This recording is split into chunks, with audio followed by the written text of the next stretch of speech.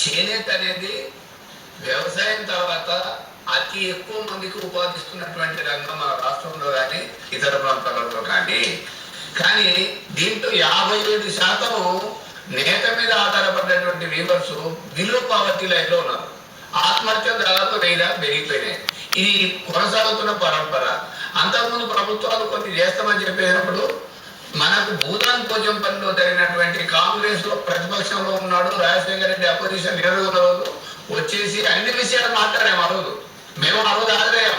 ఇది సరైనది కాదు, మేము నేత కార్మికుల్ని అన్ని రకాలుగా ఆఖరికి చంపుతున్నారు అని చెప్పాం. కానీ ఈ రోజు మనం మాట్లాడాల్సింది ఒకటే. ఈ రోజు నేత కార్మికులకు సంబంధించినటువంటి బడ్జెట్ అలొకేషన్ చూస్తే అంత కలిపితే 11-12 కోట్ల కంటే ఎక్కువ లేదు వీళ్ళని అప్లిఫ్ట్మెంట్ కోసం. ఇంత దయనీయమైన స్థితి ఉంది కదా. రాజశేఖర రెడ్డి గారు చనిపోయిన తర్వాత వచ్చినటువంటి కాంగ్రెస్ ప్రభుత్వం కూడా పెంచలేదు. అంతకుముందు తెలుగుదేశం కూడా కొంత మెరుగైంది, కానీ ఇది పెంచడానికి సిద్ధపడలేదు. ఈ రోజు మాట్లాడడం లేదు, పైగా సింగిల్ ఎజెండాతో పోతున్నారు.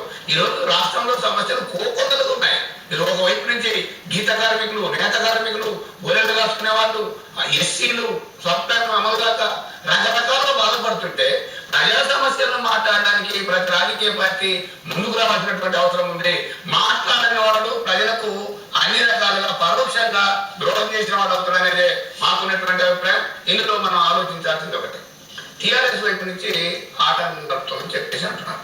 ఎందుకోసం ఈ చేనేత ఇప్పుడు ఈ రోజు మా అఖిల భారత కార్యదర్శి ప్రధానమంత్రి గారికి లేఖ రాసినారు. ఏమైనా సున్నితమైన సమస్య కదా ప్రధానమంత్రి గారు, మీరు దీన్ని పరిశీలిస్తారా, అసలు దీన్ని పరిష్కారం చేస్తారని చేయాలంటే ఆయన రాసిన సమాధానం పత్రికల ద్వారా, మీడియా ద్వారా వినిపించిందే కదా. మేము ఇప్పుడు ఏమి చేయలేము, ఇది సున్నితమైన సమస్య, అందరిని ఆలోచించి చేస్తామని చెప్పారు. అందుకని ఈ రోజు ధర్నాలు, ఊరేగింపులు తోటి అడ్డుకోవడంతో సరైనది కాదు.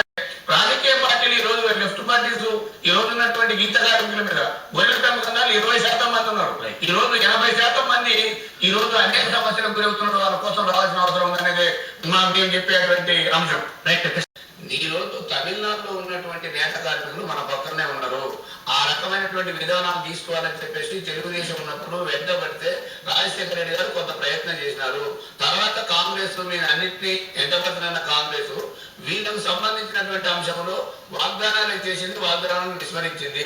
ఈ అంశాన్ని మనం గమనిస్తే నేత కార్మికులకు ఉద్యోగంలో కొంత ఊరట కలుగుతుందనేది మనం అర్థం చేసుకోవాల్సిన అవసరం.